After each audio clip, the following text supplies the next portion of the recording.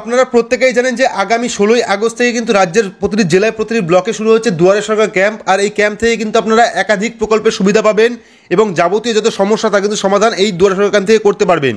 তো এরই মধ্যে কিন্তু গভর্নমেন্ট থেকে একটি লিস্ট জারি করা হয়েছে, যে লিস্টে দেখানো হয়েছে যে কোন প্রকল্পের জন্য কী কী ডকুমেন্ট লাগতে পারে। তো ভিডিওতে আমি বিস্তারিত দেখাবো আপনাদের, এবং গভর্নমেন্ট থেকে কোন লিস্ট জারি করা হয়েছে সেটাও দেখাবো। ভিডিওটি কিন্তু সবার জন্য খুবই গুরুত্বপূর্ণ, অবশ্যই শুরু থেকে শেষ পর্যন্ত দেখবেন। ভিডিওটি ভালো লাগলে লাইক করবেন, চ্যানেলটিকে সাবস্ক্রাইব করে পাশে থাকা বেল আইকনটি প্রেস করে নোটিফিকেশন অল করে রাখবেন, সবার সুবিধার্থে ভিডিওটি শেয়ার করবেন। তো চলুন শুরু করি। প্রথম আমরা দেখে নেব লক্ষ্মীর ভান্ডার প্রকল্পে কোন কোন ডকুমেন্ট লাগবে। তো বিস্তারিত আমি কিছু বলছি না, যেহেতু প্রচুর ভিডিও করা হয়েছে এই নিয়ে, শুধুমাত্র আমি দেখাবো যে কোন কোন ডকুমেন্ট লাগতে পারে, কোন প্রকল্পের জন্য কোন ডকুমেন্ট লাগতে পারে। তো এখানে দেখুন লক্ষ্মীর ভান্ডার প্রকল্পের কোন ডকুমেন্ট লাগবে, এটা কিন্তু গভর্নমেন্টের নোটিশ, সেক্ষেত্রে আপনারা পুরোপুরি বিশ্বাস করতে পারেন, ঠিক আছে। তো প্রথমে আছে 1 নম্বরে স্বাস্থ্যসাথী কার্ডের সব প্রত্যয়িত ফটোকপি, অর্থাৎ স্বাস্থ্যসাথী কার্ডের কিন্তু জেরক্স কপি লাগবে, সেই জেরক্স কপিতে আপনার সই লাগবে, ঠিক আছে, যিনি আবেদন করবেন। দ্বিতীয় নম্বরে কি আছে আধার কার্ডের সব প্রত্যয়িত ফটোকপি, অর্থাৎ আধার কার্ডের জেরক্স সঙ্গে কিন্তু সই। 3 নম্বরে কি আছে তপশিলি জাতি ও আদিবাসী জনজাতির শংসাপত্র, অর্থাৎ কাস্ট সার্টিফিকেটের জেরক্স যাদের আছে তারা কিন্তু অবশ্যই দেবেন, নিচে কিন্তু সই করে দেবেন। 4 নম্বরে কি আছে আবেদনকারীর ব্যাংকের পাসবইয়ের অ্যাকাউন্ট নাম্বার, ব্যাংকের ঠিকানা, IFS code number, MIC code সহ অন্যান্য দরকারি তথ্য সম্মিলিত পৃষ্ঠা কিন্তু স্বপ্রত্যয়িত ফটোকপি, অর্থাৎ ব্যাংকের প্রথম পাতার জেরক্স পাসবই না থাকে সেক্ষেত্রে কিন্তু আপনারা ক্যান্সেল চেকের জেরক্স দিতে পারেন, নিচে আপনার সই করে দেবেন, ঠিক আছে। তো ব্যাংকের পাসবই জেরক্স বা ক্যান্সেল চেকের জেরক্স দিতে পারেন লক্ষ্মীর ভান্ডার প্রকল্পের জন্য। 5 নম্বরে কি আছে আবেদনকারীর পাসপোর্ট সাইজের রঙিন ফটো, অর্থাৎ রিসেন্ট যে ফটো আছে যিনি আবেদন করবেন তার কিন্তু একটি রিসেন্ট পাসপোর্ট সাইজের রঙিন ফটো লাগবে। তো এটা গেল লক্ষ্মীর ভান্ডার প্রকল্পের ডকুমেন্ট। এবার আমরা দ্বিতীয় নম্বরে আসবো। তো দ্বিতীয় নম্বর দেখে নিই কি আছে। নম্বর আছে স্টুডেন্ট ক্রেডিট কার্ড, অর্থাৎ যারা অনলাইন আবেদন করতে পারেনি স্টুডেন্ট ক্রেডিট কার্ডের জন্য, তারা কিন্তু অফলাইন দুয়ারে সরকার ক্যাম্পে আবেদন করতে পারবে।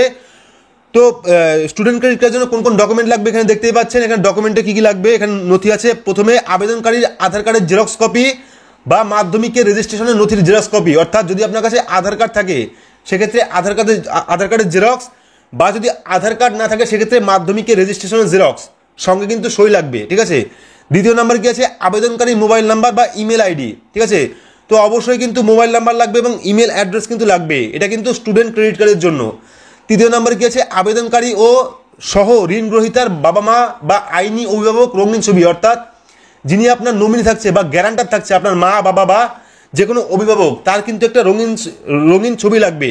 অর্থাৎ আপনার বাদে যিনি স্টুডেন্ট ক্রেডিট কার্ডের জন্য আবেদন করছেন তার বাদে যিনি দায়িত্বে থাকছেন বাবা মা অথবা অভিভাবক, তার কিন্তু ছবি লাগবে একটা, ঠিক আছে। 4 নম্বরে কি আছে আবেদনকারী ও ঋণ গ্রহীতার প্যান কার্ডের জেরক্স কপি, প্যান কার্ড না থাকলে নির্দিষ্ট ফরম্যাটে অঙ্গীকারপত্র, অর্থাৎ যাদের প্যান কার্ড নেই তারা কিন্তু ওখানে একটা ডাউনলোড ফর্ম পেয়ে যাবেন, সেটা কিন্তু আপনারা করে নেবেন। আবেদনকারী এবং আবেদন গ্রহীতার ঋণ গ্রহীতার মানে যিনি আবেদন করছেন এবং যিনি গ্যারান্টার থাকছেন তার কিন্তু প্যান কার্ডের জেরক্স কপি লাগবে। যদি প্যান কার্ডের জেরক্স কপি না থাকে সেক্ষেত্রে কিন্তু আপনাকে অঙ্গীকারপত্র করতে হবে। আমরা ভিডিওতে দেখিয়েছিলাম কীভাবে করতে হয়, আপনারা দেখে নেবেন। তো 5 নম্বরে কি আছে অভিভাবকের ঠিকানায় প্রমাণপত্রের জেরক্স কপি ও মোবাইল ফোন নাম্বার। তো যিনি আপনার অভিভাবক তার কিন্তু ঠিকানার প্রমাণপত্র লাগবে, অর্থাৎ আধার কার্ডের বা ভোটার কার্ডের জেরক্স লাগবে, সঙ্গে কিন্তু মোবাইল নাম্বারও লাগবে তার, অর্থাৎ যিনি আপনার অভিভাবক থাকছেন, ঠিক আছে। 6 নম্বরে কি আছে আবেদনকারী ও ঋণ গ্রহীতার ব্যাংকের তথ্য, ব্যাংকের নাম ও শাখা, অ্যাকাউন্ট নাম্বার, আইএফএস কোড ইত্যাদি কিন্তু লাগবে। অর্থাৎ আবেদনকারী এবং সহ ঋণ গ্রহীতা, অর্থাৎ যিনি আবেদন করছেন এবং যিনি গ্যারান্টার থাকছেন তার কিন্তু দুজনেরই কিন্তু ব্যাংকের পাসবইয়ের প্রথম পাতার জেরক্স লাগবে, ঠিক আছে। তারপর 7 নম্বরে কি আছে আবেদনকারী ও সহ ঋণ গ্রহীতার নমুনা স্বাক্ষর, ঠিক আছে। তো আবেদনকারী এবং যিনি গ্যারান্টার থাকছেন তার কিন্তু স্বাক্ষর লাগবে, অর্থাৎ সই লাগবে। 8 নম্বরে কি আছে শিক্ষা প্রতিষ্ঠানের কোর্স ফি সম্মিলিত নথির জেরক্স কপি, অর্থাৎ যে প্রতিষ্ঠানে আপনি রয়েছেন বা যেখানে আপনি পড়াশোনা করছেন সেখানকার কিন্তু কোর্স ফির একটা নথি লাগবে, অর্থাৎ কপি লাগবে, সেই কপিটাও কিন্তু আপনাকে জেরক্স করে দিতে হবে। 9 নম্বরে কি আছে শিক্ষা প্রতিষ্ঠানে ভর্তির প্রমাণপত্র এবং নথির জেরক্স কপি, অর্থাৎ আপনি যে স্কুলে বা কলেজে পড়ছেন তার কিন্তু ভর্তির প্রমাণপত্র লাগবে, ঠিক আছে। তো এইসব ডকুমেন্ট কিন্তু স্টুডেন্ট ক্রেডিট কার্ডের জন্য আপনারা শুধুমাত্র ডকুমেন্ট নিয়ে যাবেন, বাকিটা কিন্তু দুয়ারে সরকার ক্যাম্প থেকে কমপ্লিট করে দেওয়া হবে। তো এবারে নেক্সট আমরা আসবো, নেক্সট কি প্রকল্প আছে শিক্ষাশ্রী। তো শিক্ষাশ্রীর জন্য কোন কোন ডকুমেন্ট লাগবে এখানে দেখতে পাচ্ছেন। জাতিগত শংসাপত্র বা জাতির প্রমাণ, অর্থাৎ কাস্ট সার্টিফিকেটের জেরক্স, আয়ের প্রমাণপত্র অর্থাৎ ইনকাম সার্টিফিকেট, ব্যাংকের পাসবই লাগবে, ব্যাংকের পাসবই জেরক্স, প্রত্যেকটাতেই কিন্তু আপনাদের অ্যাড্রেসটি থাকতে হবে, অর্থাৎ প্রত্যেক জেরক্স কপির নিচে কিন্তু আপনাদের সই থাকতে হবে। 4 নম্বরে কি আছে আবেদনকারীর পাসপোর্ট মাপের ছবি, অর্থাৎ শিক্ষাশ্রী স্কলারশিপের জন্য এখানে কিন্তু পাসপোর্ট সাইজের ছবি এবং ব্যাংকের পাসবই, আয়ের প্রমাণপত্র, জাতিগত শংসাপত্র কিন্তু লাগবে, ঠিক আছে। তো তারপর আছে জয় জোহার ও তপশিলি বন্ধু পেনশন প্রকল্প, অর্থাৎ বৃদ্ধ ভাতা, বিধবা ভাতা, ঠিক আছে। তো এখানে আপনাদের কী কী ডকুমেন্ট লাগবে, এখানে দেখুন কী কী নথি লাগবে। প্রথমে লাগবে আপনার অর্থাৎ জয় জোহার এবং আপনার তপশিলি ভাতার জন্য, বৃদ্ধ ভাতার জন্য কোন কোন ডকুমেন্ট লাগবে, জয় জোহার এবং তপশিলি ভাতা। তো প্রথমে আছে পাসপোর্ট সাইজের photo, digital ration card xerox, সবগুলো জেরক্স, ভোটার কার্ডের জেরক্স, ব্যাংকের পাসবইয়ের জেরক্স, ঠিকানার প্রমাণপত্র, ঠিক আছে, সঙ্গে কিন্তু আপনাকে জেরক্সের মধ্যে আপনার সই করে দিতে হবে। 6 নম্বরে কি আছে জাতিগত শংসাপত্র না থাকলে বাবার দিকের কোনো আত্মীয় জাতিগত শংসাপত্র লাগবে, অর্থাৎ যদি আপনার কাস্ট সার্টিফিকেট না থাকে, যারা জয় জোহার বা জয় বন্ধু প্রকল্পে, জয় বাংলা প্রকল্পে আবেদন করবেন, তাদের যদি জাতিগত শংসাপত্র না থাকে সেক্ষেত্রে কিন্তু যে কোনো আত্মীয়ের কাস্ট সার্টিফিকেট দিয়েও আবেদন করতে পারবেন। পরবর্তী সময়ে নিজের জাতিগত শংসাপত্র আবেদনকারীকে জমা দিতে হবে, অর্থাৎ এখন যদি আপনি অন্য কারোর অর্থাৎ আপনার পরিবারে কারোর কাস্ট সার্টিফিকেট দেন সেক্ষেত্রে কিন্তু পরবর্তীকালে আপনাকে নিজের সার্টিফিকেট বানিয়ে সেটা কিন্তু জমা দিতে হবে। তো এটা হলো জোহার এবং তপশিলি বন্ধুর আবেদনপত্রের জন্য নথিপত্র অর্থাৎ ডকুমেন্ট। তো তারপর আমরা আসবো, তারপরে কি আছে আমরা দেখে নেব। তো তারপর এখানে আছে দেখুন কৃষি জমির মিউটেশন এবং জমির রেকর্ডে ছোটোখাটো ভুলের সংশোধন, অর্থাৎ আপনার জমির যদি কোনো রকম ভুল থাকে বা মিউটেশন করতে চান কৃষি জমির, সেক্ষেত্রে কিন্তু আপনার ডকুমেন্ট লাগবে। এখানে দেখতে পাচ্ছেন প্রথমে আছে এখানে রেজিস্টার দলিলের কপি, ঠিক আছে, রেজিস্টার দলিলের জেরক্স কপি। 2 নম্বরে কি আছে আধার কার্ডের কপি ঐচ্ছিক, ঠিক আছে, যদি আপনি আধার কার্ডের কপি দিতে চান সেক্ষেত্রে দেবেন, না থাকলে দেওয়ার দরকার নেই। 3 নম্বরে কি আছে মিউটেশনের জন্য আবেদন, অর্থাৎ আপনি যে মিউটেশন করেছেন সেই জন্য কিন্তু একটা ঘোষণাপত্র লাগবে আপনার। 4 নম্বরে কি আছে কৃষি জমিটি কেবলমাত্র কৃষিকাজের জন্য ব্যবহৃত হবে, এই মর্মে কিন্তু ঘোষণা করতে হবে, অর্থাৎ যার জন্য আপনি আবেদন করছেন সেই জমিটি কিন্তু কৃষিকাজের জন্য হতে হবে, অর্থাৎ চাষযোগ্য হতে হবে, এই মর্মে কিন্তু আপনাকে আবেদন করতে হবে, ঠিক আছে। 5 নম্বরে কি আছে মিউটেশনের জন্য পেশ করা দলিলটি অথবা জাল বিকৃত নয়, এই মর্মে কিন্তু ঘোষণা করতে হবে, অর্থাৎ মিউটেশনের জন্য যে আপনি কপিটা দিচ্ছেন সেটি জাল নয় এমন কিন্তু একটা ঘোষণা করতে হবে আপনার, ঠিক আছে। তো এখানে দেখুন উত্তরাধিকার সূত্রে যদি জমি পেয়ে থাকেন, অর্থাৎ উত্তরাধিকার সূত্রে যদি জমি পেয়ে থাকেন, অর্থাৎ বাবা আপনাকে জমি দিয়েছে বা আপনার মামা আপনাকে জমি দিয়েছে বা বংশগত কারণে আপনি জমি পেয়েছেন, সেক্ষেত্রে আপনার ডকুমেন্ট কী কী লাগবে, আইনি উত্তরাধিকার সংক্রান্ত সার্টিফিকেটের কপি, ঠিক আছে, জেরক্স কপি, জমির মৃত মালিক এবং রায়াতের ডেথ সার্টিফিকেটের কপি, অর্থাৎ যিনি মারা গেছেন, যিনি আপনাকে জমি দান করেছেন তার কিন্তু ডেথ সার্টিফিকেটের কপি লাগবে, জেরক্স কপি। 3 নম্বরে কি আছে আইনি উত্তরাধিকারে আধার কার্ডের কপি, ঠিক আছে। তারপর কি আছে জমির ছোটোখাটো রেকর্ড ভুল থাকলে, অর্থাৎ জমির কাগজে কোনো রকম ভুল থাকলে সেক্ষেত্রে আপনার কোন কোন ডকুমেন্ট লাগবে। 1 নম্বরে কি আছে জমির খতিয়ান, যে অংশটি সংশোধিত হবে তার সংশ্লিষ্ট দলিলের জেরক্স, ঠিক আছে, অর্থাৎ খতিয়ানের যে জায়গায় আপনার সমস্যা আছে সেই জায়গায় কিন্তু একটা জেরক্স কপি লাগবে। 2 নম্বরে কি আছে আধার কার্ড এবং ভোটার কার্ড, ঠিক আছে। তো আধার কার্ড এবং ভোটার কার্ডের কিন্তু জেরক্স লাগবে, এটা হলো জমির মিউটেশন এবং জমির কাগজে কোনো রকম ভুল থাকলে পরে এই ডকুমেন্ট কিন্তু আপনার লাগবে।